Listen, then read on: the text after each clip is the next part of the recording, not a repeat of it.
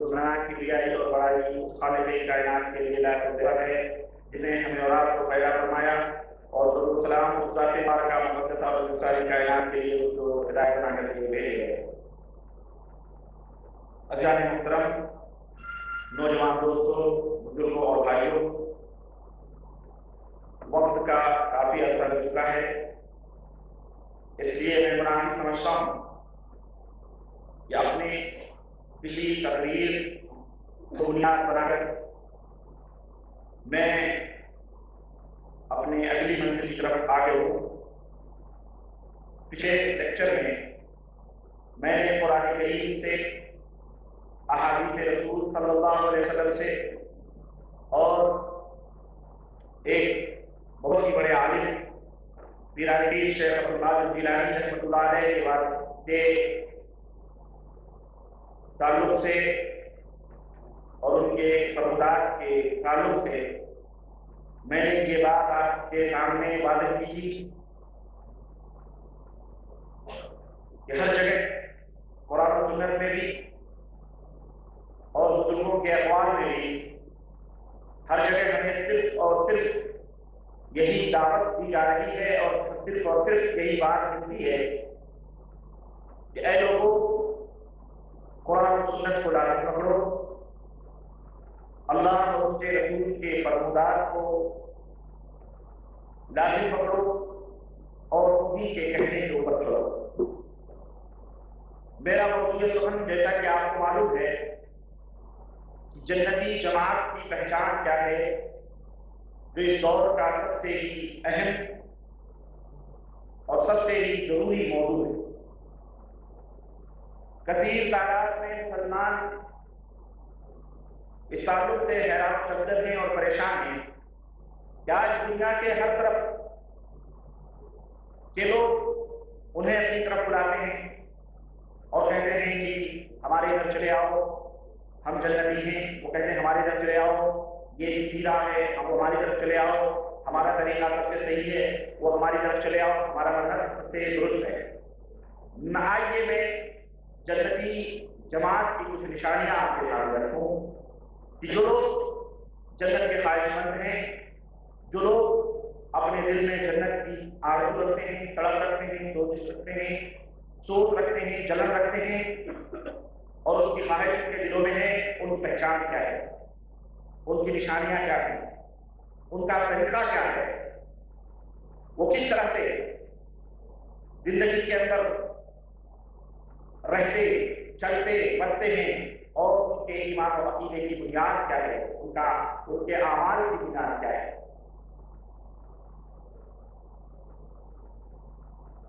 وہ جماعت جو جماعت کی کامیاب جماعت ہے، جنتی جماعت ہے، آپ اپنے ذہنوں میں تمام جماعتوں کو رکھیں اور یہ جو چند قاعدے، چند باتیں، چند اصول جو میں آپ تک پہنچا رہا ہوں، یہ ایک میزان دے رہا ہوں آپ کو، ایک ترازو دے رہا ہوں۔ اس میزان اور اس ترازو پر تمام جماعتوں کو تولیں اور دیکھیں کہ کون لوگ اپنے دعوے اور اپنے عمل میں سچے اور پکے ہیں۔ اگر یہ صفات، یہ گن، یہ چیزیں ان کے اندر پائی جائیں تو یہ سمجھ لو کہ وہ لوگ سچے ہیں، پکے ہیں، اور وہی لوگ جنت کے اندر جانے والے ہیں۔ ظاہر ہے اللہ اور اس کے رسول صلی اللہ علیہ وسلم نے ہمیں سب کچھ بتلا دیا ہے۔ ہر وہ بات جو ہمیں جنت میں لے جانے والی ہے اور ہر وہ بات جو ہمیں جہنم میں پہنچانے والی ہے، اللہ اور اس کے رسول صلی اللہ علیہ وسلم نے جنت میں جانے والی باتوں سے آگاہ کر دیا ہے، حکم دیا ہے، اور جہنم میں لے جانے والی باتوں سے منع فرما دیا ہے۔ آج یہ جنتی جماعت کی پہلی نشانی ہم آپ کے سامنے رکھتے ہیں، وہ یہ ہے کہ وہ جماعت تو جنتی ہے، جو کامیاب جماعت ہے، جسے فرقہ ناجیہ کہہ گیا، کامیاب جماعت، وہ نبی کریم صلی اللہ علیہ وسلم کے طریقے کو اور آپ کے مقدس صحابہ کے راہوں کو اور ان کے طریقوں کو لازم پکڑتے ہیں۔ یعنی زندگی کے گوشے میں خواہ ایمان کا گوشہ ہو، عقیدے کا گوشہ ہو، اعمال کا گوشہ ہو، نماز ہو، روزے ہو اور اخلاقیات ہو، معاشیات ہو، ہر میدان میں وہ لوگ نبی کریم صلی اللہ علیہ وسلم اور آپ صلی اللہ علیہ وسلم کے مقدس صحابہ کے طریقے کو لازم پکڑتے ہیں، یعنی ان کو ڈھونڈتے ہیں، تلاش کرتے ہیں اور اس کے اوپر عمل کرتے ہیں۔ ظاہر ہے کہ نبی کریم صلی اللہ علیہ وسلم کا جو منہج ہے، نبی کریم صلی اللہ علیہ وسلم کا جو طریقہ ہے اور آپ کے جو صحابہ ہیں ان کا طریقہ کون سا ہے؟ رب تعالیٰ کا قرآن ہے اور محمد رسول اللہ صلی اللہ علیہ وسلم کی وہ حدیثیں ہیں جو نبی کریم صلی اللہ علیہ وسلم نے اپنے مقدس صحابہ کے سامنے بیان فرمائی۔ تو قرآن کریم کو اور سنت رسول صلی اللہ علیہ وسلم کو لازم پکڑتے گئے ہیں، اور اللہ تبارک تعالیٰ نے ظاہر ہے انہی دونوں چیزوں کے لازم پکڑنے کا حکم فرمایا ہے۔ چنانچہ قرآن کریم میں اللہ نے فرمایا وَمَا آتَاكُمُ الرَّسُولُ فَخُذُوهُ وَمَا نَهَاكُمْ عَنْهُ فَانْتَهُوا۔ اے لوگوں، میرا رسول تمہیں جس بات کا حکم دے اس کو پکڑ لو اور جس بات سے روکے اس سے رک جاؤ۔ نبی کریم صلی اللہ علیہ وسلم نے بھی اپنے صحابہ کو انہی دونوں باتوں کے مضبوطی کے ساتھ پکڑنے کا حکم دیا اور فرمایا، قرآن کا صحیح جو ہے حدیث پاک میں موجود ہے، اللہ کے رسول صلی اللہ علیہ وسلم نے فرمایا ترکت فیکم شیئین لن تضلوا بعدہما کتاب اللہ وسنتی ولن یتفرقا حتی یرد علیہ الحوض۔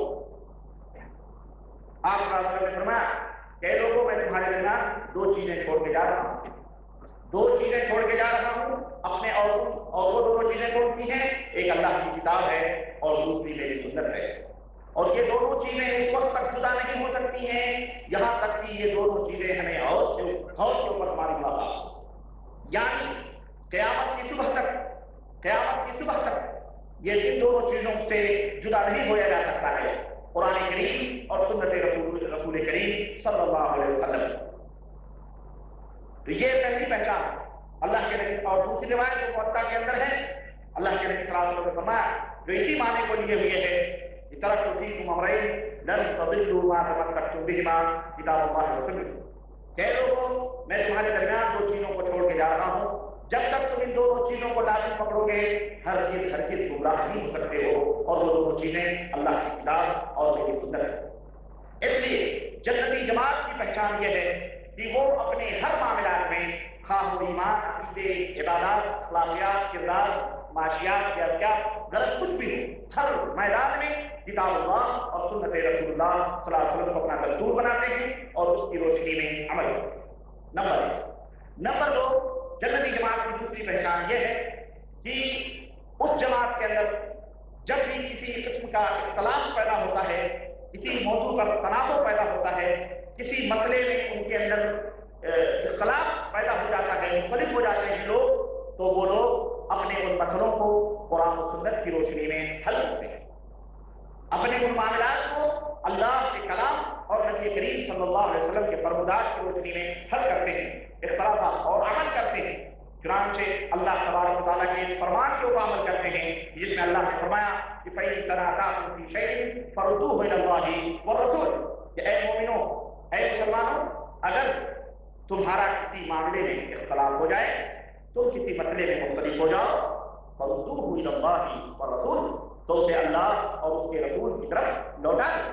ظاہر ہے آج اللہ اور اس کے رسول صلی اللہ علیہ وسلم نہیں، اللہ محمد عاجز موجود ہے، لیکن نبی کریم صلی اللہ علیہ وسلم موجود نہیں، وفات پا چکے ہیں، آپ کا انتقال ہو چکا ہے۔ ظاہر ہے کہ ہم کس کی طرف پڑھیں گے؟ جو نبی کریم صلی اللہ علیہ وسلم کے فرمودات ہیں یعنی احادیث صحیحہ، وہ اس کی طرف ہم پڑھیں گے، اور قرآن کریم جو اللہ کا کلام موجود ہے ہم اس کی طرف پڑھیں گے۔ تو اللہ تعالیٰ شریف کے حکم کے اوپر وہ عمل کرتے ہیں۔ چنانچہ اللہ نے فرمایا اِن كُنتُمْ تُؤْمِنُونَ بِاللَّهِ، اِن كُنتُمْ، یہ شرط ہے، گویا قرآن اور سنت کی طرف جو پلٹتا ہے وہی صاحب ایمان ہوتا ہے۔ اللہ نے فرمایا اگر تم ایمان لاتے ہو اللہ کے اوپر اور آخرت کے اوپر، اگر تمہارا ایمان ہے تو تم قرآن و سنت کی طرف اپنے اختلافی مسئلوں میں پلٹو۔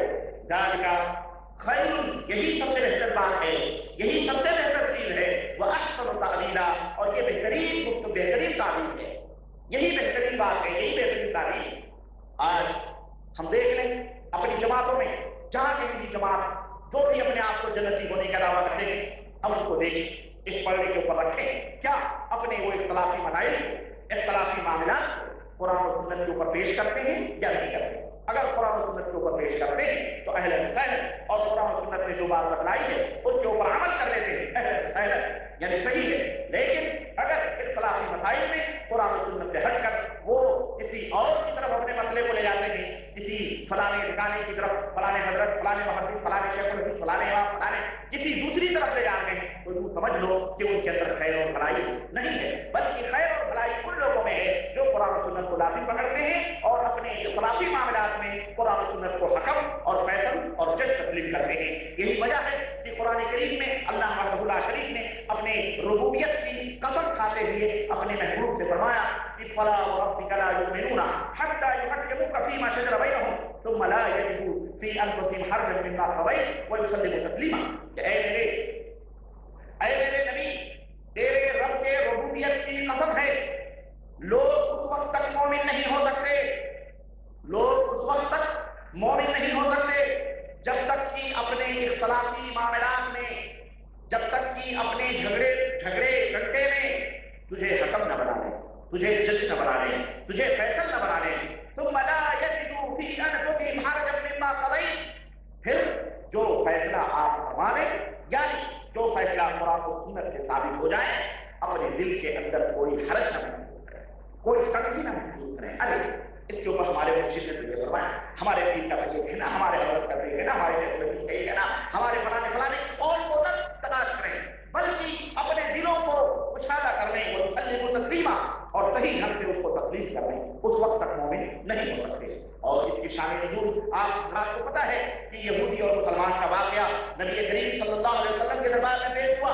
اللہ کے رسول صلی اللہ علیہ وسلم نے یہودی کی حق میں فیصلہ فرما دیا کہ یہودی حق پر ہے اور اے مسلمان تو ناحق پر ہے۔ چنانچہ جب وہ دونوں فیصلے نبی صلی اللہ علیہ وسلم سن کر کے باہر آئے تو اس مسلمان نے کہا کہ ٹھیک ہے، ہمارے نبی نے تمہارے حق میں فیصلہ کر دیا ہے، لیکن مدینے میں ایک اور شخص ہے جس کے پاس چلتے ہیں، اس سے فیصلہ لیتے ہیں۔ مسلمان کو معلوم تھا کہ عمر کو یہودیوں سے زیادہ نفرت ہے اور ہم مسلمان ہیں، اس لیے ہماری طرف فیصلہ ہمارے حق میں آیا۔ چنانچہ اس یہودی نے کہا کہ اگر تم اللہ کے بندے ہو اور اپنے رسول کے اوپر ایمان لاتے ہو تو تمہارے لیے تمہارے رسول کا فیصلہ کافی ہے، لیکن اگر تم کہتے ہو کہ عمر کے پاس چلنے کے لیے تو ہم وہاں بھی چلنے کے لیے تیار ہیں۔ چنانچہ یہ دونوں حضرت عمر بن خطاب رضی اللہ تعالیٰ عنہ کے پاس حاضر ہوئے اور حضرت عمر بن خطاب رضی اللہ تعالیٰ عنہ کے سامنے معاملہ رکھا گیا۔ عمر رضی اللہ تعالیٰ عنہ نے ابھی فیصلہ نہیں فرمایا اور فیصلہ فرمانا ہی چاہتے تھے کہ اس یہودی بول پڑا اور اس نے کہا فیصلہ کرنے سے پہلے ایک بات کان کھول کر کے سن لو کہ جو فیصلہ اب تمہارے پاس آیا ہے یہ فیصلہ تمہارے نبی کے پاس سے ہو کر کے آیا ہے اور تمہارے نبی نے یہ فیصلہ میرے حق میں دیا ہے، لیکن یہ شخص اس شخص نے اس کو تسلیم نہیں کیا، اس لیے ہم تمہارے پاس آئے ہیں، مجھے تمہارے پاس لے کے آیا ہے۔ حضرت عمر رضی اللہ تعالیٰ عنہ کے جس میں مبارک میں کب کبھی آ گئی کہ جو نبی کے دربار سے فیصلہ قبول کر کے نہ آیا ہو اس کا کیا ہو۔ چنانچہ حضرت عمر بن خطاب نے مسلمان نے کہا جو میں فیصلہ کروں گا تمہیں قبول ہے؟ اس نے کہا ہاں مجھے قبول ہے۔ یہودی نے کہا مجھے بھی قبول ہے، کوئی بات نہیں ہے۔ مسلمان نے بھی کہا مجھے قبول ہے۔ کہا ٹھہرو میں بھی فیصلہ کیے دیتا ہوں۔ گھر کے اندر تشریف لے گئے اور گھر سے باہر آئے، ننگی تلوار نکالی اور اس مسلمان کے گردن کے اوپر ماری، اس کی گردن، اس کا سر اس کے جسم سے جدا ہو گیا اور فرمایا ھذا قضاء عمر من لم یرضى بقضاء محمد صلی اللہ علیہ وسلم، یہ عمر کا فیصلہ ہے جو اپنے نبی کے فیصلے کو تسلیم نہ کرے، اس کا عمر کا فیصلہ یہ ہے کہ اسے دنیا میں جینے کا کوئی حق نہیں ہو۔ پورے مدینے میں شور مچ گیا، اب عمر نے مسلمان کو قتل کر دیا، اب تو اس کا قصاص لینا ہے، اب تو عمر اس مسلمان کے بدلے قتل کر دیے جائیں گے۔ نبی کریم صلی اللہ علیہ وسلم بھی حیران، صحابہ کرام بھی بڑے صحابہ کرام بھی حیران و پریشان۔ ادھر دنیا کے اندر، دنیا میں یہ حیرانی و پریشانی اور فیصلہ ہونے والا ہوتا ہے کہ حضرت جبریل امین نبی رحمت صلی اللہ علیہ وسلم کے پاس وہی لے کر کے حاضر ہوتے ہیں اور وہ وہی کے کلمات یہ ہوتے ہیں فلا وربک لا یؤمنون حتی یحکموک فیما شجر بینہم، اے میرے نبی وہ تو مومن ہی نہیں ہے جو آپ کے فیصلوں کو قبول نہ کرے، جو آپ کے حکم کو قبول نہ کرے، جو آپ کی سنتوں کو، آپ کے فرمودات کو قبول نہ کرے، وہ تو مومن ہی نہیں تھا۔ جس کو عمر نے قتل کیا وہ مومن کب تھا؟ اس نے تو اپنے دل میں دغدغہ محسوس پہ اپنے آپ کے فیصلوں کے اوپر گردن نہ جھکا دے، سب نہ جھکا دے۔ تو میرے عزیز، میرے دوست، کیا کریمہ نازل ہوئی اس زمانے میں جو نبی کے فیصلوں کو نہ مانے وہ تو مومن اللہ کی زبان پہ، جبریل کی زبان پہ، نبی کی زبان پہ، صحابہ کی زبان میں وہ تو مومن نہیں ہو سکتا ہے جو نبی کے فیصلوں کو نہ مانے۔ بھلا بتاؤ، آج کے زمانے میں جو ہمارے یہاں جماعتوں ٹولیاں بنا کر کے اور اپنی طرف لوگوں کو بلاتے ہیں، جب ان کے پاس نبی کریم صلی اللہ علیہ وسلم کے فرمودات آتے ہیں تو ذرا مسلمانوں انصاف کرو کہ ان کے ایمان کے بارے میں آپ کیا کہیں گے؟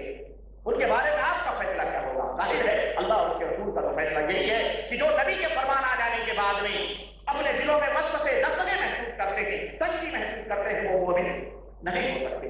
تو میرے عزیز، جنتی جماعت کی دوسری پہچان یہ ہے کہ اپنے اختلافی معاملات میں، اپنے نزاعی امور میں نبی کریم صلی اللہ علیہ وسلم کے فیصلوں کو تسلیم کرتے ہیں۔ دعوے نہیں، ہم تو مانتے ہیں، ہم تو نبی کا کلمہ پڑھتے ہیں، بھائی میرے وہ مسلمان بھی نبی کا کلمہ پڑھتا تھا، جبھی اس کو مسلمان کہا گیا اور اس کے قصاص کا معاملہ شروع ہوا مدینے کے اندر۔ لیکن حقیقت یہ تھی جب عمل کا موقع آیا تو وہ نبی کو چھوڑ کر کے غیر نبی کے پاس لے جا کر کے فیصلہ اس نے کسی امتی کے دربار میں اس فیصلے کو اپنے حق میں حاصل کرانا چاہا، اس لیے وہ دائرے ایمان سے باہر ہو گیا۔ تو جو نبی کے فیصلے کو نہ مانے وہ مسلمان نہیں ہے، وہ کافر ہے۔ قرآن کی زبان میں، نبی کی زبان میں، صحابہ کی زبان میں، جبریل کی زبان میں۔ دوسری پہچان جنتی جماعت کی تیسری پہچان، سمجھ میں آ رہی ہے بات؟ نہیں آ رہی؟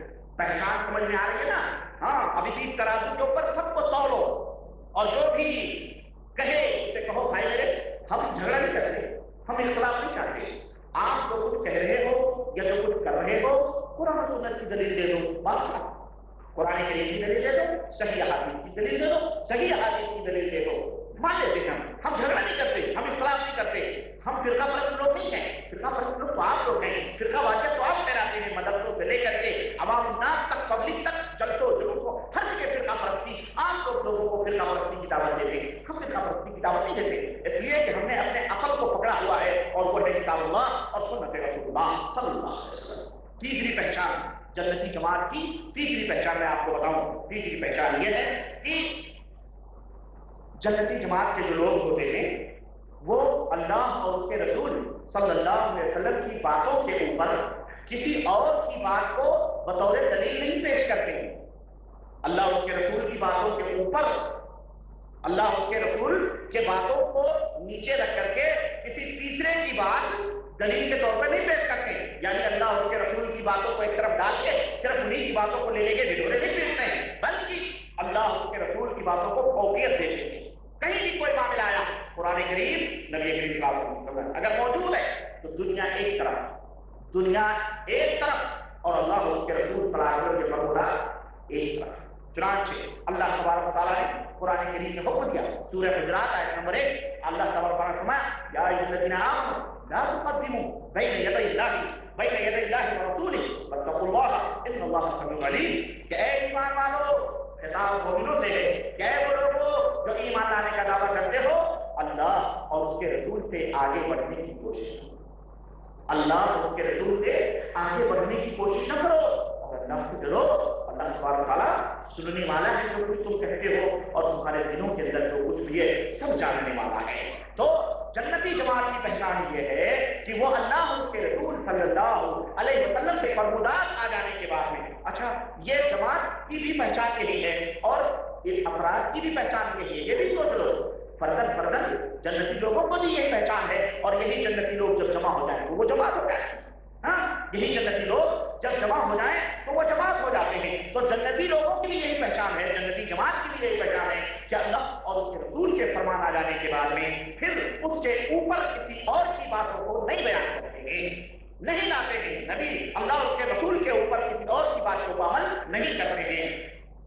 چنانچہ اس سلسلے میں ایک صحابی کا قول، اور وہ صحابی جو اپنے چچیرے بھائی تھے نبی کریم صلی اللہ علیہ وسلم کے، جن کا نام عبداللہ ہے اور جن کے باپ کا نام ہے عباس ہے، عبداللہ ابن عباس رضی اللہ تعالیٰ عنہ فرماتے ہیں اراہم سیحلفون اقول قال النبی صلی اللہ علیہ وسلم ویقولون قال ابو بکر وعمر۔ حضرت عبداللہ ابن عباس فرماتے ہیں یہ لوگوں کو کیا ہو گیا، میں تو یہ سوچتا ہوں کہ یہ ہلاک ہونے والے ہیں، یہ برباد ہو جائیں گے، یہ ہلاک ہو جائیں گے، میں تو ان سے یہ کہتا ہوں کہ قال النبی صلی اللہ علیہ وسلم، اللہ کے نبی صلی اللہ علیہ وسلم نے یہ فرمایا ہے، اور یہ لوگ کہتے ہیں ابو بکر نے یہ کہا ہے، عمر نے یہ کہا ہے۔ اللہ، یعنی اللہ اس کے رسول کی باتوں کے مقابلے میں وہ ابو بکر اور حضرت عمر کو پیش کر رہے ہیں، جبکہ اللہ اس کے رسول کے مقابلے میں اور کسی کو پیش نہیں کیا جا سکتا ہے۔ ایسے لوگ ہلاک اور برباد ہونے والے ہیں۔ وہ صحابہ جو جنتی تھے، اللہ اکبر، جو جنتی ہیں، جن کی زبان نبی کریم صلی اللہ علیہ وسلم نے اپنی زبان سے جنہیں جنتی فرمایا ہے، وہ لوگ قطعاً یہ گوارا نہیں کرتے تھے کہ نبی کی بات، اللہ کی بات آ جائے تو کسی اپنے ساتھی، کسی صحابی کی بات کو نہیں کرے، ہر چیز۔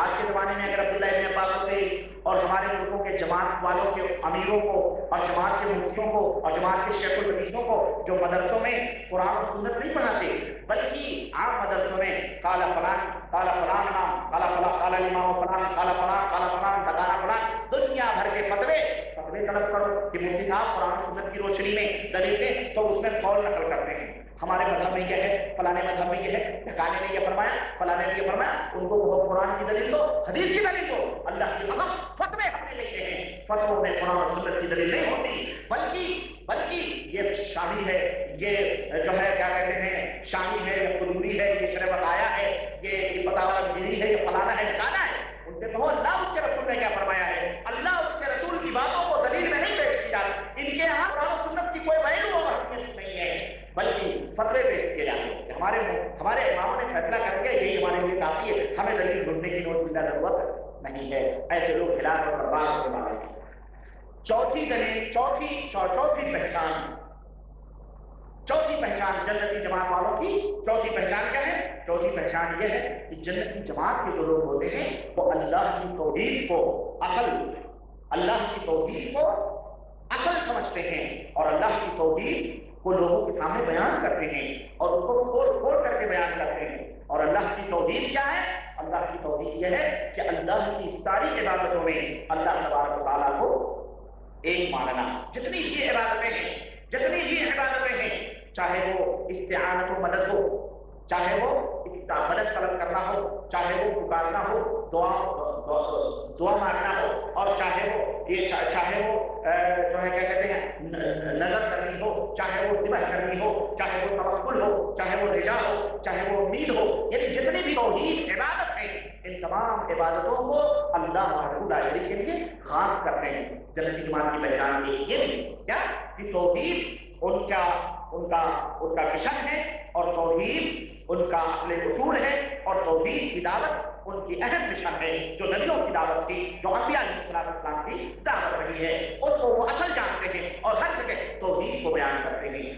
عبادت میں کسی کو شریک نہیں کرتے، اللہ سے پر بھروسہ کرتے ہیں، امید رکھتے ہیں اللہ سے، اللہ سے ڈرتے ہیں، اللہ کے لیے نذرونیا، اللہ کے لیے ذبح، اللہ ہی کو خوشی ہو یا غم ہو اللہ وحدہ لا شریک کو پکارتے ہیں، اللہ وحدہ لا شریک کی طلب کرتے ہیں، اللہ وحدہ لا شریک کو یہ مدد کرتے ہیں۔ وہ وسیلہ اور یہ تمام سب جو ہمارے یہاں حرام وسیلے رائج ہیں، فلانے مردوں کو پکار رہے ہیں، فلانے جھنڈوں کو پکار رہے ہیں، فلانے تازیوں کے سامنے سجدے کر رہے ہیں، فلانے کباب کر رہے ہیں، وہ یہ سب نہیں کرتے، وہ نفع اور نقصان کا مالک صرف اللہ وحدہ لا شریک کو سمجھتے ہیں۔ اور جتنے بھی قسم کی عبادتیں ہیں تمام عبادتوں کو اللہ وحدہ لا شریک کے لیے خاص کرتے ہیں۔ اور اسی طرح سے وہ جب حکومت کی بات آتی ہے تو وہ انہی بنیادوں کے اوپر اسلامی حکومت کی بنیاد بھی رکھنا چاہتے ہیں۔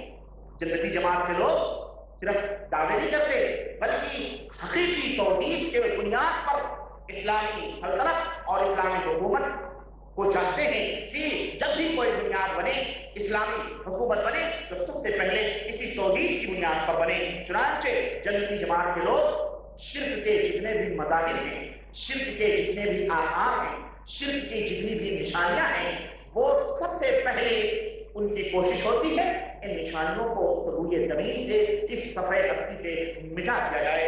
جن وجوہات سے، جن چیزوں سے لوگ شرک میں ملوث ہو رہے ہیں ان تمام سب چیزوں کو ختم کر دیا ہے۔ سمجھ آئی آپ کو؟ یہی وجہ تھی کہ اللہ کے رسول صلی اللہ علیہ وسلم نے حضرت علی بن ابی طالب رضی اللہ تعالی عنہ کو بھیجا، جاؤ دیکھو لا ترى قبرا مشرفا الا سويته ولا تمثالا الا طمسته، اے علی جاؤ دیکھو جہاں کہیں بھی اونچی اونچی قبریں نظر آئیں اس کو توڑ دو، اور جہاں کہیں بھی بت نظر آئیں اس کو ملیا میٹ کر دو، انہیں مٹا دو۔ تو میرے نبی صلی اللہ علیہ وسلم ایک اسلامی سلطنت کی بنیاد آپ نے رکھی، اور جس کی بیس یہ تھی تاکہ مسلمانوں کے اندر چونکہ شرک اسی قبر پرستی کے راستے سے آنے والا تھا، یہی وجہ تھی کہ اللہ کے نبی صلی اللہ علیہ وسلم اس تعلق سے بہت زیادہ سخت تھے کہ آپ کو یہ بھی منظور نہیں تھا کہ کوئی قبر اونچی ہو کہ جائے کہ آج تو باقاعدہ سیمنٹڈ ہوتی ہے اور باقاعدہ اس کے اوپر جناب علی کیا کہتے ہیں سنگ مرمر کے پتھر لگائے جاتے ہیں اور جناب علی اس کے اوپر قبے اور گنبد بنائے جاتے ہیں۔ یہ ہوتی تو ایسے لوگوں کو اللہ کے نبی تو قتل کرنے کا حکم دیتے، وہاں تو اونچی قبروں کو مٹانے کا حکم دیا تھا، اور آپ فرماتے کہ یہ جو لوگ ہیں ان کو بھی قتل کرو۔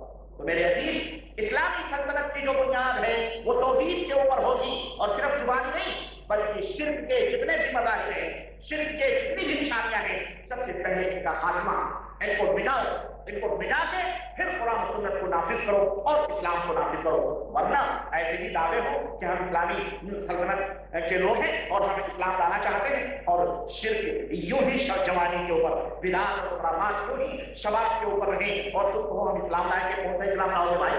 کون سا اسلام لاؤ گے؟ تم مندروں پہ توڑنے کی باتیں کرتے ہو، مندروں کو توڑنے سے پہلے ان بت خانوں کو ختم کرو، ان اکھانوں کو ختم کرو، ان شرکیہ مذاہب کو ختم کرو، شرک کے اڈوں کو ختم کرو، جس کے پیچھے چلتی بھگیڑی بیٹھ کر کے چل پیتے ہیں مزاروں کے پیچھے، جہاں کلاکاریاں بدکاریاں ریپ بدکاریاں ہوتی ہیں۔ بزرگوں نے یہ نہیں کہا ہے کہ تم یہ تمام سب چیزیں کرو، لیکن ان کے ماننے والے یہ جو بدماشی لوگ ہیں، یہ ان کے چھاتیوں کے اوپر جو ہے منوں کروڑوں ٹنوں کے عمارتیں بنا کر کے ان کی پرستش اور پوجا کرتے ہیں۔ تو جو بھی جنتی جماعت ہے وہ اسی بنیاد کے اوپر اسلام کو قائم رکھتی ہے اور اسلام قائم کرنا چاہتی ہے۔ جنتی جماعت کی پہچان یہ ہے کہ وہ اگر وہ غالب آئے تو وہ تمام شرک کی نشانیوں کو دنیا سے صفحہ ہستی سے نیز و نابود کر دیں۔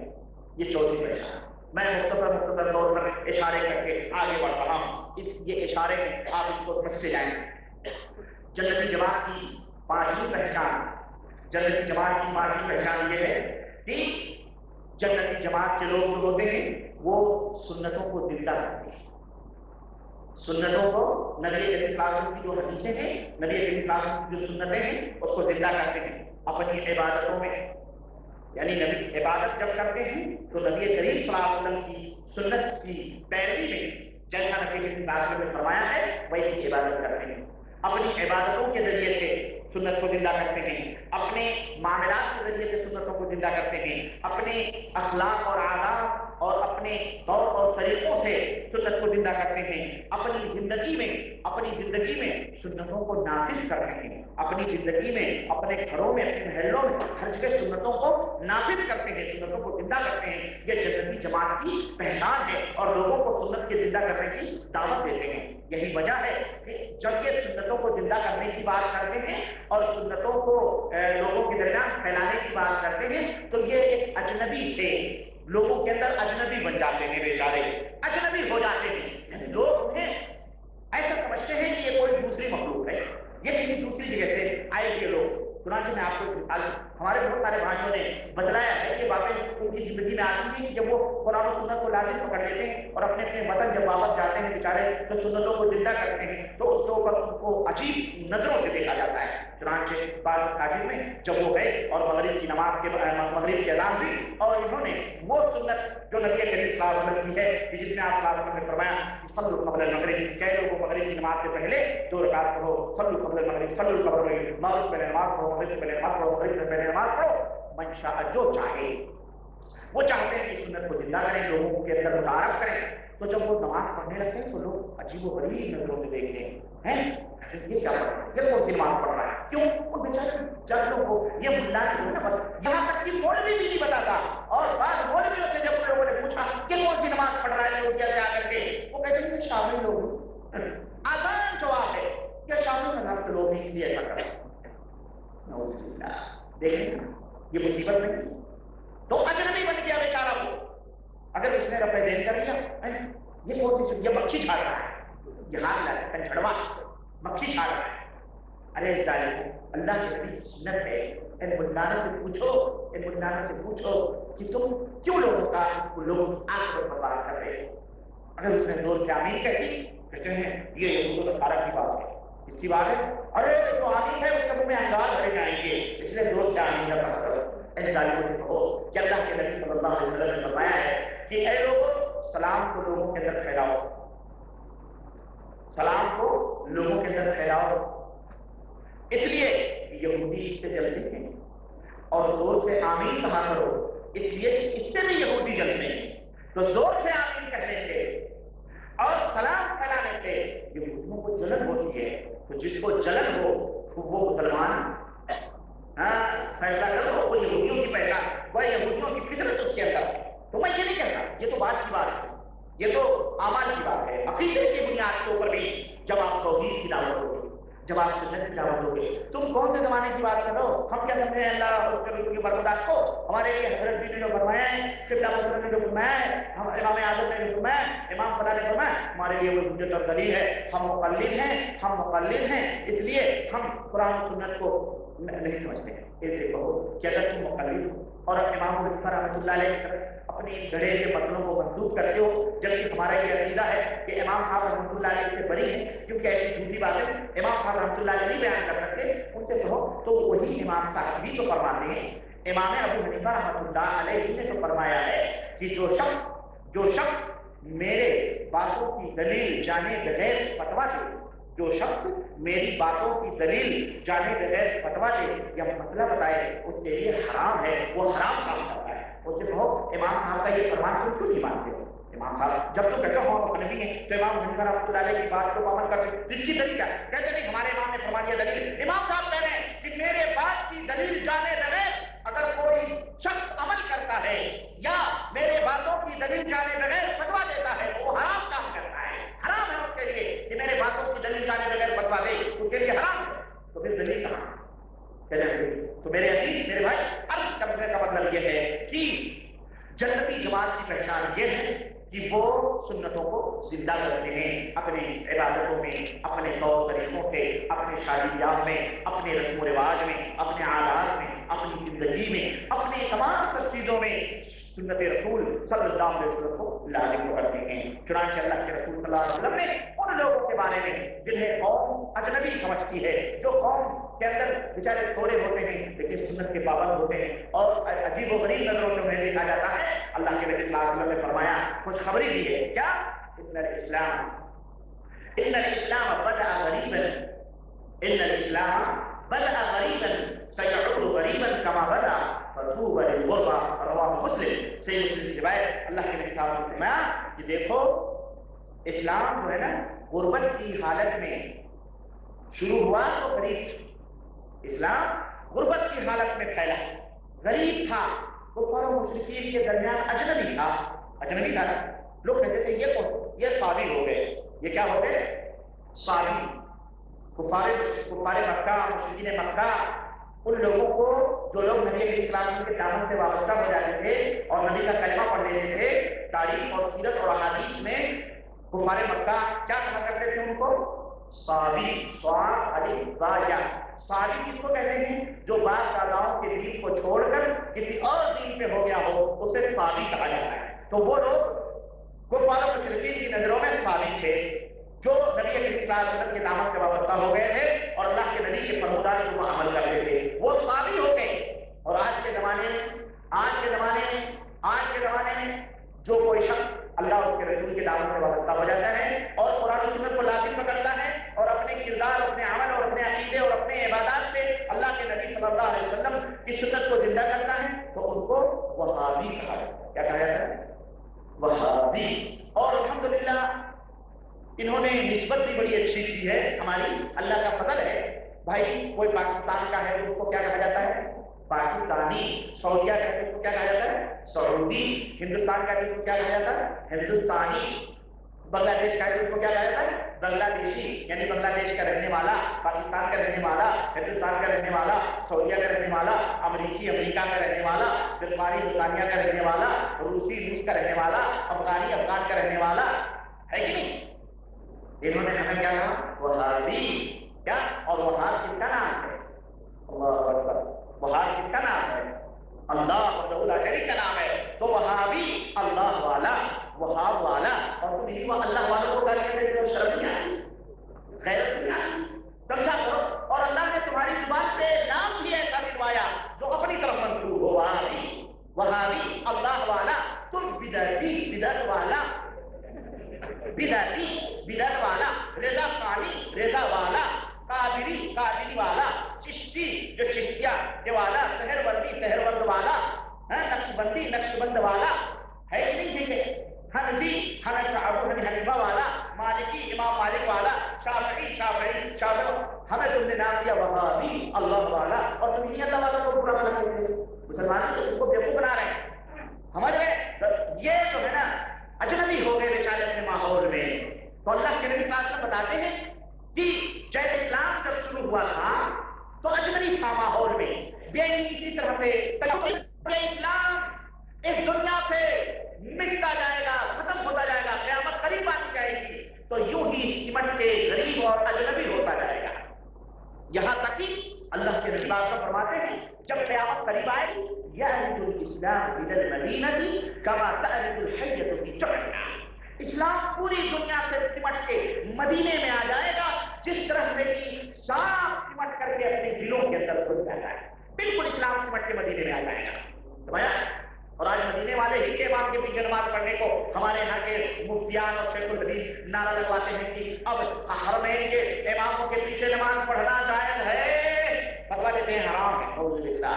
اور کتنے ملانے آتے ہیں بدنصیب اور ان کے پیچھے ماننے والے، جھکے والے، قبر پرست اور نہ جانے کیسے کیسے لوگ جو کہتے ہیں امام حرم کے پیچھے نماز جائز نہیں ہے. انہیں حرم میں بھی اللہ کی قسم، اللہ کی قسم، اس سے بڑی بدنصیبی کیا ہوگی کہ انہیں ایسے حرم کے پیچھے بھی نماز پڑھنے کی توفیق ملی. کہتے ہیں کہ یہ وہابیوں کا ملک ہے. وہابی یہاں رہ کر کے سعودیہ میں کہتے ہیں یہ وہابیوں کا ملک ہے، اس لیے ہم یہ وہابی ہیں، ایسے ہیں، ویسے ہیں. ظالم، جب تو وہابی سے اتنی نفرت کرتا تو اسے ملک میں کیوں ہے؟ نکل جا، چلا جا اپنے ملک. میٹھا میٹھا کب، کڑوا کڑوا تو نوٹ پاتا ہے، ریال پاتا ہے، اور یہاں جو ہے ان کے بچے بات کیا کرتا ہے، یہاں غلامی کرتا ہے. اور دین اسلام کی بات آتی ہے تو کہتا ہے وہابی ہم نفرت کرتے ہیں. چلا جاؤ اپنے ملک، چلا جاؤ، واپس چلے جاؤ وہی قبر پرستیوں میں.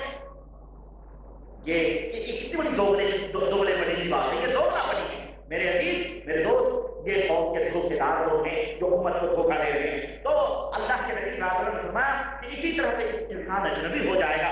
فطوبى للغرباء، فطوبى للغرباء. تو اے اجنبی لوگوں، اپنے ماحول میں جو لوگ اجنبی ہو چکے ہو، تمہارے لیے خوشخبری ہے. کیا؟ کہ تمہارے لیے خوش نصیبیاں ہیں. جنت کے اندر ایک مقام ہے جو طوبیٰ نام کا مقام ہے، وہ تمہیں انشاءاللہ تعالیٰ اللہ تعالیٰ نصیب فرمائے گا.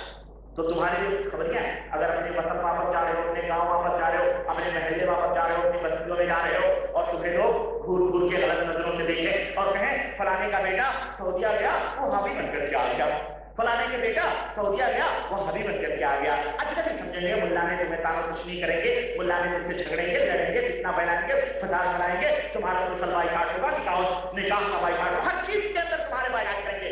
لیکن تم نبی کریم صلی اللہ علیہ وسلم کی حدیث کو لازم پکڑنا. فطوبى للغرباء. اگر یہاں تمہیں انہوں نے اجنبی بنایا ہے تو یہ نبی کے سامنے کل اجنبی ہو جائیں گے. اور اللہ کے نبی انہیں فرمائیں گے جہنم میں یہ روانی، ان کو جہنم میں لے جاؤ، اس سے دور ہٹاؤ، یہاں ہم ان کے اجنبی ہیں. اللہ اکبر. تو تمہارے لیے جنت ہے.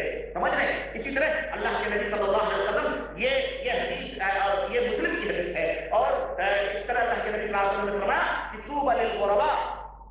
ان غربا، ان پہچان کیا ہے ان بیچارے غریبوں کی جو لوگ دنیا کے اندر رہیں گے اور جن کو لوگ برا بلا کہیں گے، ان کی پہچان یہ ہے کہ وہ لوگ لوگوں کے اندر اصلاح کا کام کریں گے جب لوگوں کے ایمان اور عقیدے فاسد ہو جائیں گے. یصلحون اذا فسد الناس. جب لوگ فاسد ہو جائیں گے، جب لوگوں کے اندر بدعقیدیاں پھیل جائیں گی، بدکرداریاں پھیل جائیں گی، ہر چیز کے اندر گھپلے شروع ہو جائیں گے، ایمان اعتقاد میں بھی گھپلے، معاملات میں بھی گھپلے، تجارتوں کے اندر، سیاستوں کے اندر، ہر چیز کے اندر، اخلاقیات کے اندر بھی گھپلے جب پیدا ہو جائیں گے تو یہ لوگ جو ہیں، یہ لوگ ان کے درمیان اصلاح کی کوشش کریں گے، لوگوں کے اندر قرآن سنت کی دعوت کو عام کریں گے، اصلاح کریں گے لوگوں کی. یہ پانچویں پہچان ہے. چھٹی پہچان جنتی جماعت کی یہ ہے کہ جنتی جماعت کے لوگ وہ ہیں جو اللہ کے کلام کو اور رسول معصوم صلی اللہ علیہ وسلم کے فرمودات کو مضبوطی کے ساتھ پکڑتے ہیں اور ان کی باتوں کے اوپر کسی بھی امتی کے بات کو فوقیت نہیں دیتے ہیں، بھلے وہ امتی کتنے ہی مقام و مرتبے کا حامل کیوں نہ ہو۔ کلیئر ہو گیا؟ وہ لوگ اللہ اور اس کے رسول کی باتوں کو مضبوطی کے ساتھ پکڑ رہے ہیں۔ کیوں؟ رسول اللہ صلی اللہ علیہ وسلم لا ينطق عن الهوى، اللہ کے نبی، اللہ کا کلام تو اپنی جگہ، لیکن اللہ کے نبی وہ ہیں جو اپنی زبان مبارک سے اس وقت تک وہ کوئی بات نہیں کہتے جب تک کہ اللہ تبارک و تعالیٰ انہیں وحی نہیں کرتا ہے، جب تک کہ انہیں بتلاتا نہیں ہے، تب تک وہ رسول معصوم، جب تک وہ رسول معصوم اپنی زبان نہیں بولتا ہے۔ تو جنتی جماعت کی پہچان یہ ہے کہ وہ لوگ اللہ اور اس کے رسول معصوم صلی اللہ علیہ وسلم کی بات کو مضبوطی کے ساتھ پکڑے رہتے ہیں۔ کیوں؟ اللہ کے نبی سے کبھی غلطی، کبھی خطا، کبھی غلط بات نہیں نکل سکتی ہے، اس لیے رسول معصوم کو پکڑتے ہیں۔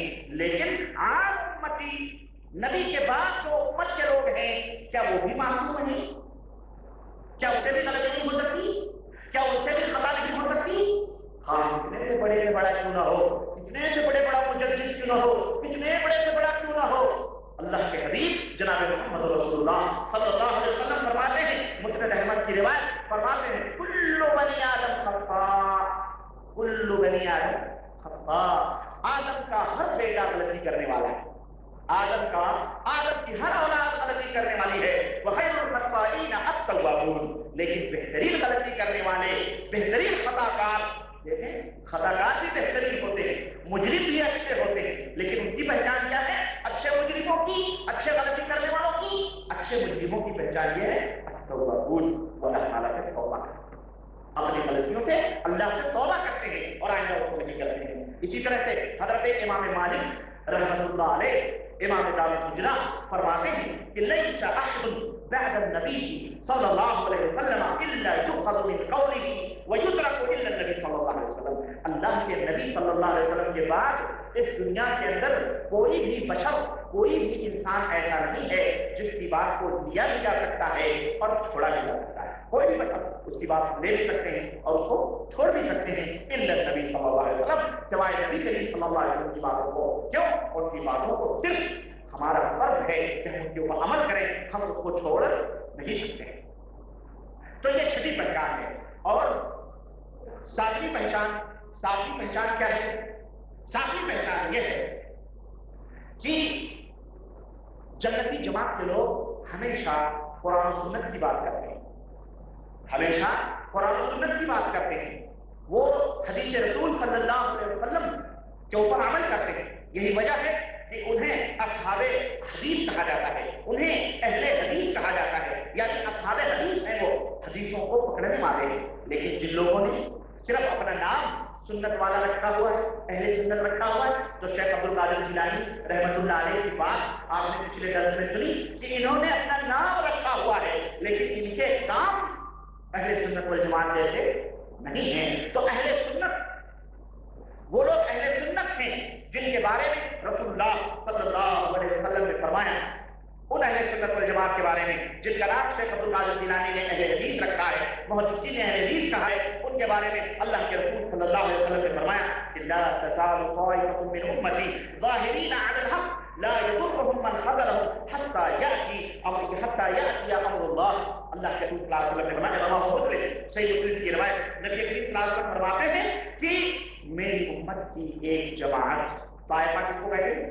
جماعت کو، گروہ، میری امت کی ایک جماعت، میری امت کا ایک گروہ حق کے اوپر غالب رہے گا، ہمیشہ حق کو ہمیشہ مضبوطی کے ساتھ ایک جماعت پکڑے رہے گی، ایک گروہ میری امت کا ہمیشہ حق کو مضبوطی کے ساتھ۔ اور حق کیا ہے یہ بتاؤ؟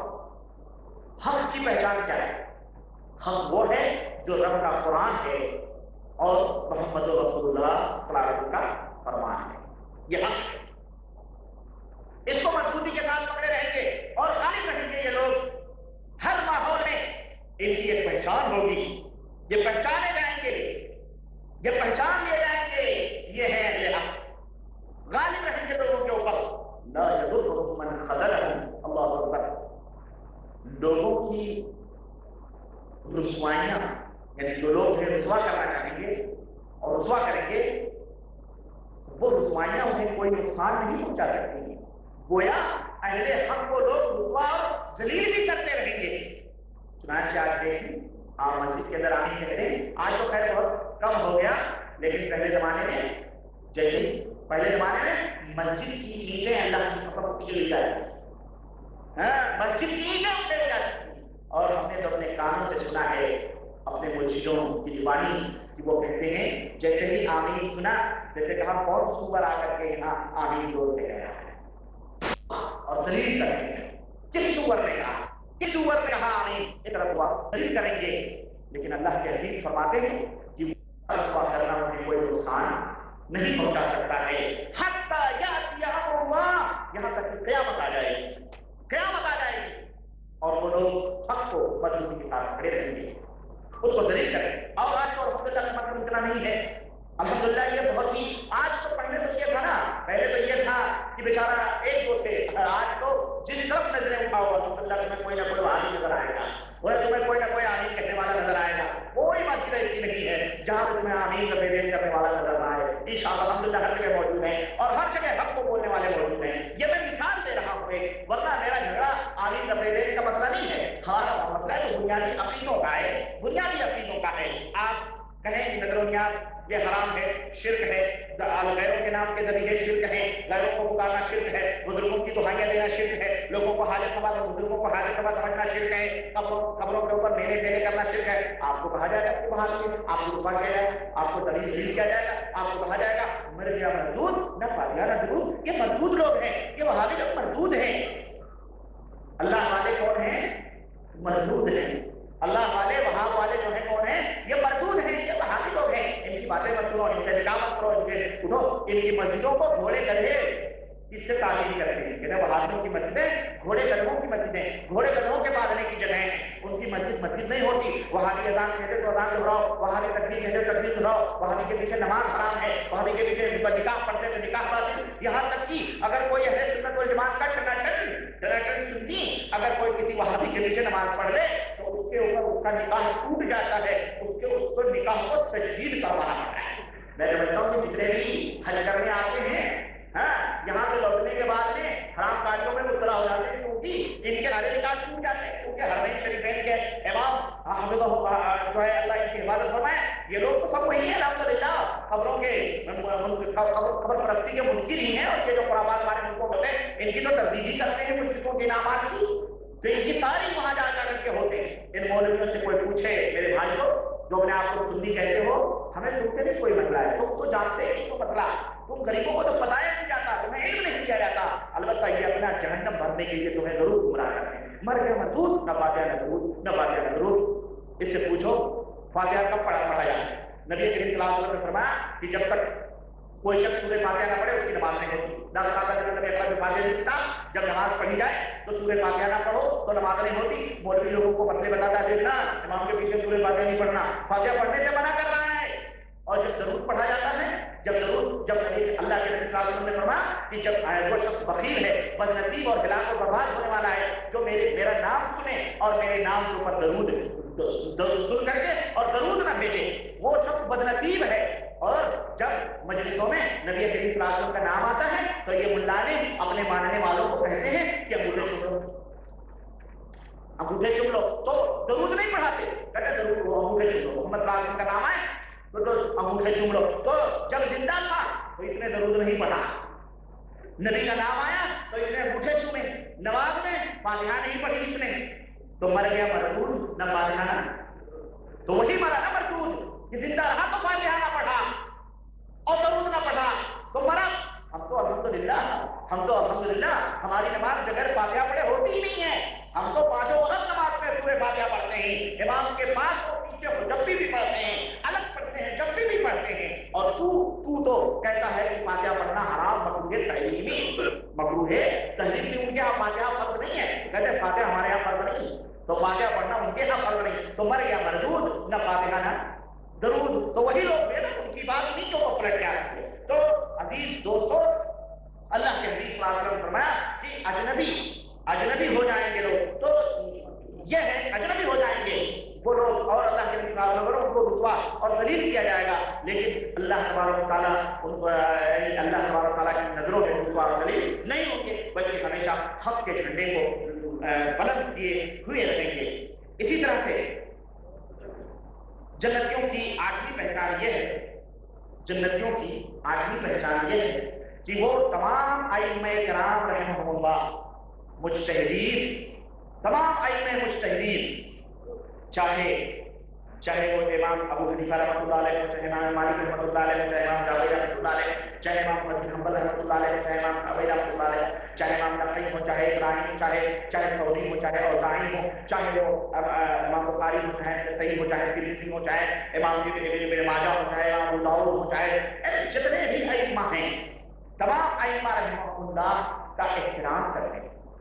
جنتی جماعت کی پہچان کیا ہے کہ وہ تمام ائمہ رحمہم اللہ کی کیا کرتے ہیں، ان کی عزت کرتے ہیں، ان کا احترام کرتے ہیں، اور وہ کسی ایک کے ساتھ تعصب نہیں کرتے۔ تعصب سمجھتے ہیں؟ تعصب یعنی تعصب کس کو کہتے ہیں، یہ بھی فرق ہو۔ تعصب کہتے ہیں کہ ناقص طور پر اپنے کسی آدمی کی حمایت کرنا، ناقص طور پر اپنے کسی آدمی کی حمایت کرنا، پتا ہے کہ یہ ہمارا آدمی ناحق ہے پر ہم اس کی حمایت کیے جا رہے ہیں، کیوں؟ یا تو ہمارا بھائی ہے، یا تو ہمارے خاندان کا ہے، یا ہم سے بڑا ہے، یا جو کچھ بھی لے لیں، یا ہم نے بیعت کی ہے، یا ہمارا مرشد ہے، یا ہم نے اس کو سمجھا ہوا ہے۔ تو تعصب اسی کو کہتے ہیں، ہم آ جائیں اس کے باوجود بھی کسی ایک غلط آدمی کی غلط بات کی حمایت کرنا، اس کو تعصب کہا جاتا ہے۔ تو جنتیوں کی پہچان یہ ہے، جنتی جماعت کی پہچان یہ ہے کہ وہ تعصب نہیں کرتے کسی امام کے ساتھ، نہیں بس ہمارے امام صحیح ہیں، باقی امام جاہل ہیں، باقی امام جو ہے دجال ہیں، باقی امام احمد ہیں، باقی امام بیوقوف ہیں۔ یہ جنتی لوگوں کی پہچان ہے۔ چنانچہ وہ قرآن و سنت سے دلیلیں لیتے ہیں، اور ائمہ کرام رحمہم اللہ، چاروں امام ہو یا دسوں امام ہو، جتنے بھی امام ہیں، قرآن و سنت سے ان کی باتوں میں ان ائمہ رحمہم اللہ کی باتوں کو قرآن و سنت کے اوپر پیش کرتے ہیں، اور ان میں جن کی باتیں قرآن و سنت سے ملتی ہیں ان کی باتوں کو لیتے ہیں، چاہے وہ امام شافعی کی بات ہو، چاہے امام مالک کی بات ہو، چاہے امام احمد بن حنبل کی بات ہو، چاہے امام اوزاعی کی بات ہو، چاہے امام ابو حنیفہ رحمۃ اللہ علیہ کی بات ہو، سب باتوں کو قرآن و سنت کے اوپر پیش کرتے ہیں، اور جن کی بات قرآن و سنت سے ملتی ہے، صحیح حدیث کے موافق ہوتی ہے، اس کی بات کو اپنے سراخوں پہ رکھ لیتے ہیں، ان کی توہین نہیں کرتے۔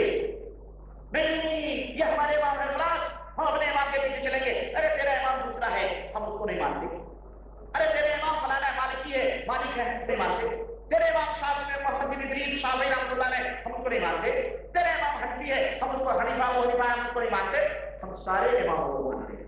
تو بتاؤ میرے عزیز، جو سب کو غلط کہتے ہیں ایک کو مانے، وہ توہین کرنے والا ہے، یا جو سب کو عزت و اکرام کی نظر سے دیکھے وہ توہین کرنے والا ہے، اور وہ گستاخ بتاؤ وہ گستاخ۔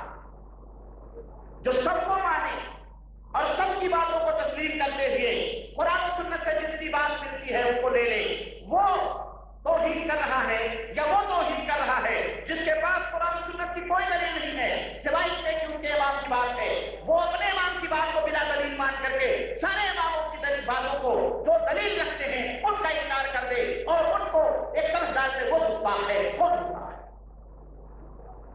جو ایک کو مانے، آج خیرت کا نام جو دیا ضرور کا خیرت، جو چاہے آپ کا حسن شریف مدار کرے، آج ایک کو مان کے دین کا انکار کرنے والے بہت بڑے ائمہ کرام کے محبت کرنے والے بن گئے، اور جو سب کا احترام کرتے ہوئے سب کی باتوں کو تسلیم کرتے ہوئے قرآن و سنت کو لازم پکڑتا ہے، اس کو سب سے بڑا گستاخ اور ائمہ کا سب سے بڑا جو ہے کیا کہتے ہیں منکرین کہا جاتا ہے۔ رضی اللہ، یہ دھوکہ ہے جو اس امت کو دیا جا رہا ہے۔ یاد رکھو، ہم ائمہ کی توہین نہیں کرتے، ہم ائمہ مجتہدین کی خدمات کو اور ان کے جہود کو، ان کی محنتوں کو، ان کی کوششوں کو اپنے سراخوں پہ رکھتے ہیں، اور اللہ کے حبیب جناب محمد رسول اللہ صلی اللہ علیہ وسلم کی اس بات کو سامنے رکھتے ہیں کہ آپ نے فرمایا کہ اذا حکم احد، جب کوئی شخص کوئی کسی بات کا حکم لگائے، فاجتہد، اور اس نے اجتہاد کیا، فاصاب فلہ اجران، کوئی حکم لگا رہا ہے اور اس کے پاس قرآن و سنت کی دلیل نہیں ہے، اس نے اجتہاد کیا، اور وہ درستگی کو بھی پا لیا، یعنی اس کی وہ اجتہاد، اس کی وہ رائے قرآن و سنت کے مطابق بھی ہو گئی، تو اس کے لیے دو ثواب، اس کے لیے کتنا ثواب ہے؟ دو ثواب ہے۔ وہیں اخطا، معصوم سمجھنے والوں، اپنے اماموں کو معصوم سمجھنے والوں، ایک مولوی تھا، مجھے یاد ہے ایک مولوی تھا، جناب عالی مسجد میں زیادہ ہونے کا میں مانتا ہوں، وہ کہیں دوسری جگہ سے ہمارے مدرسے ایک مدرسہ بنا ہوا ہے، گرو کے نام منسوب ہے، اس کے مدرسے کا امتحان میں آیا تھا بچوں کا، وہ مجھے جانتا تھا کیونکہ جہاں میں پڑھتا تھا وہ وہیں سے آیا تھا، اس لیے وہ مجھے بچپن سے جانتا تھا، لوگوں کو یہ بھی معلوم ہو گیا تھا کہ یہ نکل چکا ہے، ہمارے دھرم پہ لات مار چکا ہے، تو مسجد میں جاتا تھا نماز پڑھنے، اور بات ہے میں بعد میں نماز دوہرا لیا کرتا تھا، لیکن میں جانتا تھا اسی لیے تاکہ لوگ ملیں، لوگ اجنبی نہ رہ گئی ملیں، کوئی چھیڑے اس کو بتاؤ۔ تو جناب عالی مسجد کے اندر اب میں نے جو ہے مولوی صاحب ہمارے گاؤں کے تھے، وہ پھٹر پٹ آئے اور انہوں نے جو ہے کیا کہتے ہیں مسلح پہ کھڑے ہو، اب اس کا پجامہ جو تھا حضرت کا، ان لوگوں کے تو پجامے بھی کپڑے سے نیچے ہوتے ہیں نا، اگر دو دفعہ اس سڑک پہ چلا دو تو جناب بہت کم لوگ ہوتے ہیں بیچارے جن کے پجامے صحیح ہوتے ہیں، لیکن ان کے بڑے بڑے لوگوں کے پجامے کپڑے سے نیچے لٹکتے ہیں، وہ یہی نماز کے لیے کھڑے ہو گئے، اور جناب عالی میں نے پیچھے سے ان کا میں نے جو ہے ان کو ٹوکا، میں نے کہا جناب آپ کا پجامہ ٹکنے سے نیچے ہے، آپ ذرا ٹکنے سے اوپر کر لیں، انہوں نے ہماری نماز ہو جاتی، اب قیامت ہو چکی، اب میں کیا بولوں، سب نے کھڑا کر کے چلو ٹھیک ہے پڑھ لے، پڑھ لیا بھائی، پڑھنے کے بعد میں نے اپنی نماز وہیں دہرائی، اللہ اکبر کہہ کے تکبیر کہہ کے میں نے نماز دہرائی، تو مجھے پتا ہے کہ مشرک ہیں ڈوبے ہوئے لوگ ہیں، مجھے پتا ہے کہاں ہوگا، تو میں نے نماز دہرائی، میرے بغل میں مولوی صاحب تھے، میں نے ان سے کہا کہ مولانا آپ کے یہاں جو ہے ٹکنے سے نیچے نماز پجامہ یا لنگی ہو نماز ہو جاتی ہے؟ انہوں نے کہا کہ آپ میرا یہ اب آپ کیا کہہ رہے ہیں، آپ بھی تو پہلے یہی تھے، اب آپ ہم سے کیا پوچھ رہے ہیں؟ کہا بھائی مجھے تو نہیں معلوم ہے، مجھے تو کبھی کو پتا نہیں تھا، لیکن ہم نے تو حدیث میں دیکھا ہے اللہ کے رسول صلی اللہ علیہ وسلم فرماتے ہیں کہ منع فلے ادارہ فلاں سوال جو کرنے سے نیچے لنگی لگا اس کی بات نہیں ہوتی ہے۔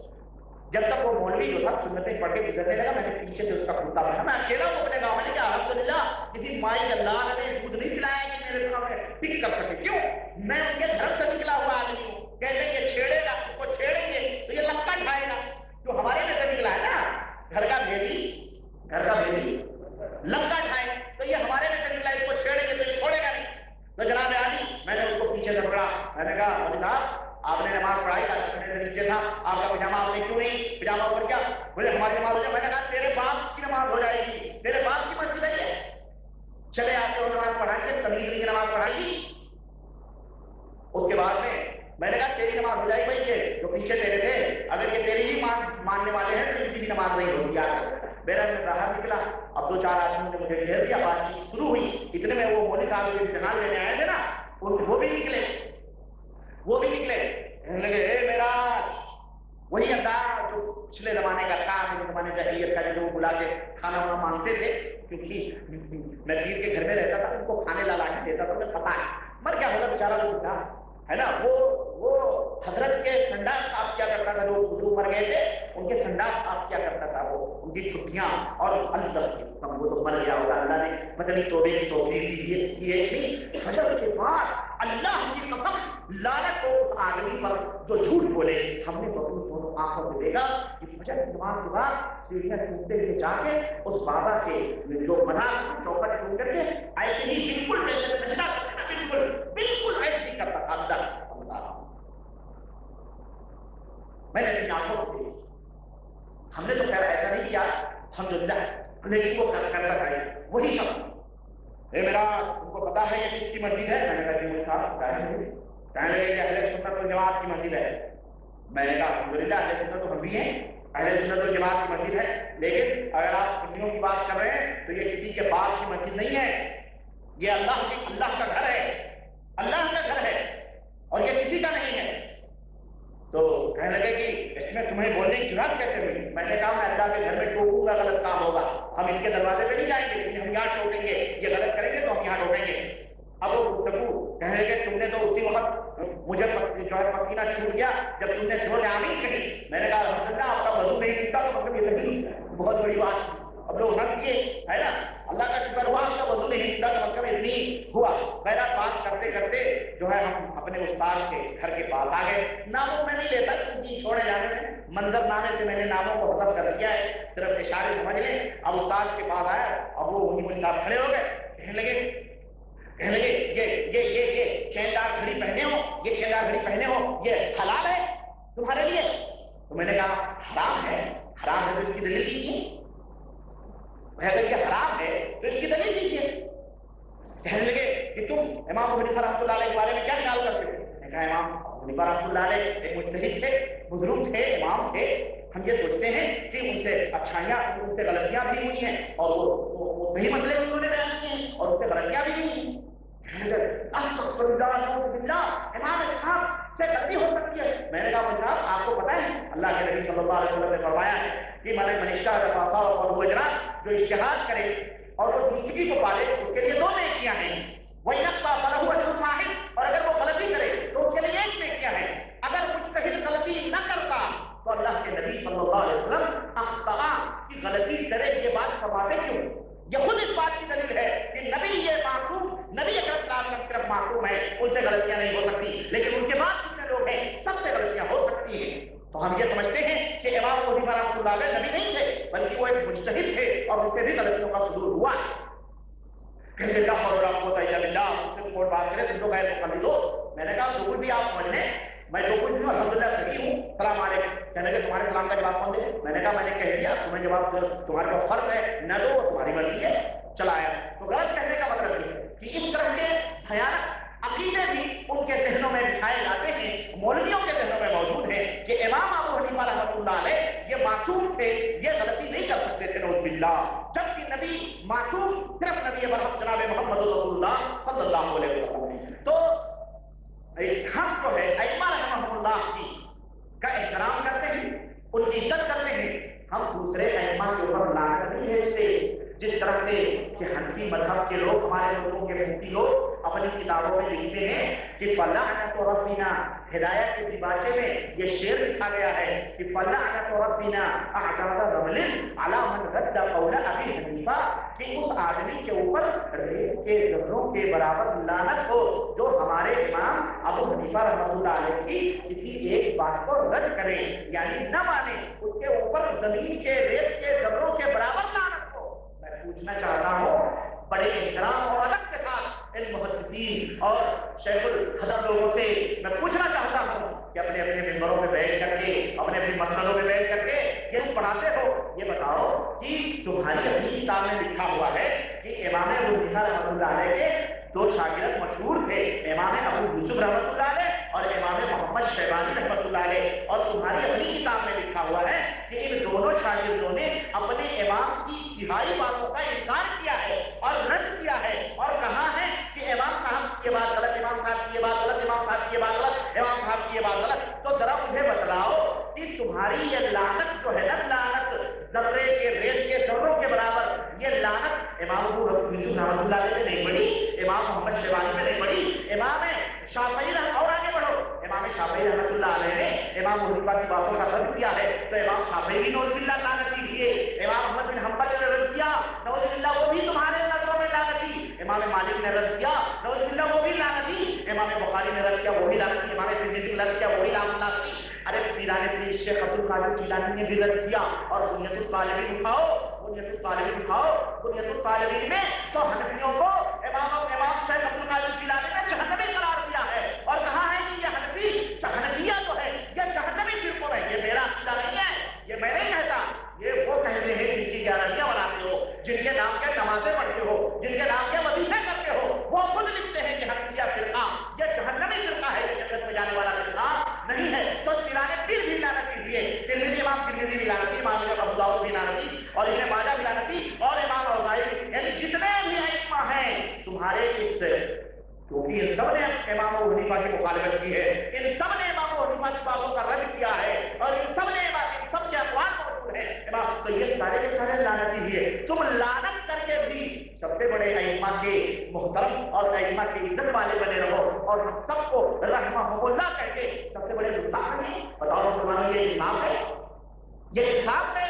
یہ کہاں کا انصاف ہے کہ ہم تمام ائمہ کا یہ اجتہادات اور ان کی محنتوں اور ان کی کوششوں کا احترام کرتے ہیں اور ہم سب کو رحمہم کہتے ہیں. ہم سب کے لیے دعا کرتے ہیں کہ اللہ ان کی قبروں کو نور سے منور فرمائے. اللہ تبارک و تعالیٰ انہیں کروٹ کروٹ جنت نصیب فرمائے، کیونکہ انہوں نے وہ ثروت اور وہ علمی خزانے چھوڑے ہیں اسلام میں جن کی بیاباشیوں سے آج ہم مستفید ہو رہے ہیں. آج ان کی باتوں سے ہم فائدہ اٹھا رہے ہیں، لیکن ہم صرف یہ کہتے ہیں کہ یہ ائمہ نبی سے نہیں بن سکتے، یہ امام نبی سے نہیں بن سکتے، یہ ائمہ سارے مل کے بھی یہ معصوم نہیں ہو سکتے.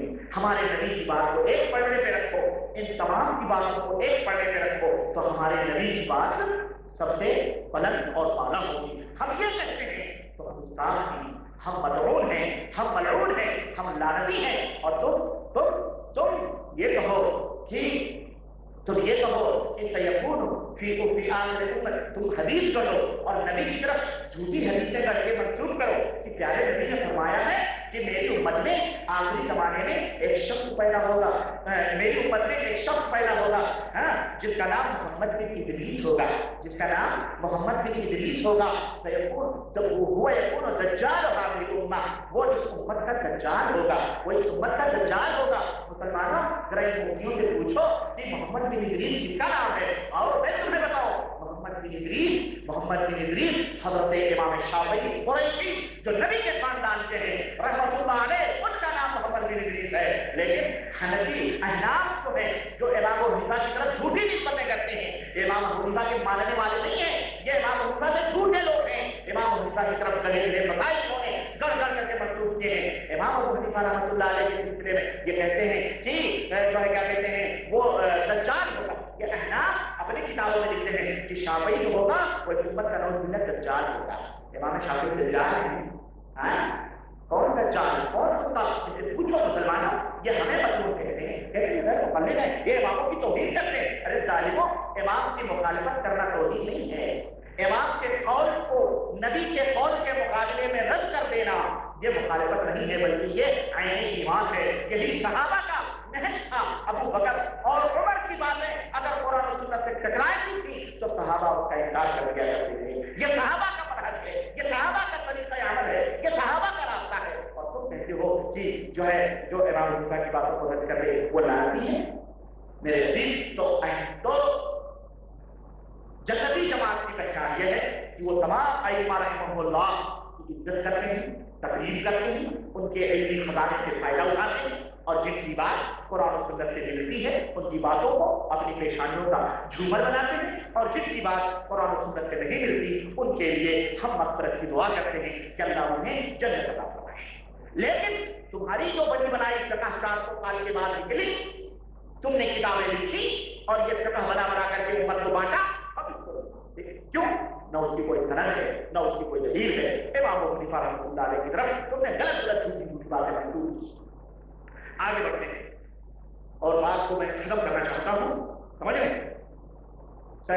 جنتی جماعت کی نویں پہچان یہ ہے کہ جنتی جماعت کے لوگ وہ ہیں جو بھلائیوں کا حکم دیتے ہیں اور برائیوں سے روکتے ہیں. بھلائیوں کا حکم دیتے ہیں اور برائیوں سے روکتے ہیں. صرف فضائل نہیں بیان کرتے، فضائل بھی بیان کرتے ہیں. اس سے وہ ہوتا ہے یہ نہ کرو، یہ نہ کرو، خبروں پہ جانا شرک ہے، وہاں کرنا بدعت ہے، یہ وہاں خرچے کرنا، یعنی مسائل بھلائیوں کا حکم دیتے ہیں. نیکی کرو، قرآن و سنت کو لازم پکڑو، اچھے اخلاق بناؤ، نماز کرو، عبادت کرو، یہ کرو. اور برائیاں ہیں، یہ زناکاریاں، یہ بدکاریاں ہیں، شراب خوریاں ہیں، یہ غیبتیں، یہ چغلیاں، ان تمام سب سے توبہ کرو. برائیوں سے بھی روکتے ہیں، مسائل بھی بیان کرتے ہیں، احکام بھی بیان کرتے ہیں، اور وہ احکام بھی بیان کرتے ہیں، حلال بھی بیان کرتے ہیں، حرام بھی بیان کرتے ہیں، ممنوعات بھی بیان کرتے ہیں، اور جو ہے محرمات بھی بیان کرتے ہیں. جو جائز ہے اسے بھی بیان کرتے ہیں، جو ناجائز ہے اسے بھی بیان کرتے ہیں. امت کے سامنے تمام مسائل کو کھول کھول کر کے بیان کرتے ہیں. وہ چھپاتے نہیں کہ ہماری جماعت میں پھوٹ ہو جائے گی، ہماری جماعت ٹوٹ جائے گی. کیوں؟ اگر ہم لوگوں کو مسائل بیان کریں گے تو ہمارے بھانڈے ٹوٹیں گے. وہ نہیں کرتے گے. ارے جس کو الگ ہونا ہے الگ ہو جائے، جس کو جدا ہونا ہے جدا ہو جائے، وہ اپنی آخرت کی خیر بنائے. ہم تو نبی کریم صلی اللہ علیہ وسلم کی دعوت کو دیتے ہی جائیں گے. تو جنتی جماعت کی پہچان یہ ہے کہ وہ بھلائیوں کا حکم دیتے ہیں اور تمام برائیوں سے روکتے ہیں، بدعات کا رد کرتے ہیں، شرک کا رد کرتے ہیں، خرافات کا رد کرتے ہیں، اور امت سے جو تفرقے ڈالنے